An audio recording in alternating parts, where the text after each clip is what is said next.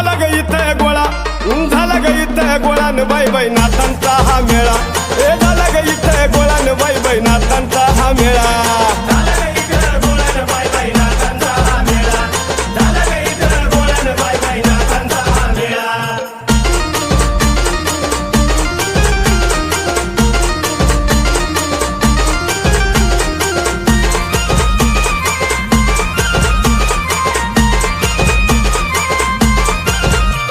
त्या माशाच्या पोटात जन्मले मच्छिंद्रनाथ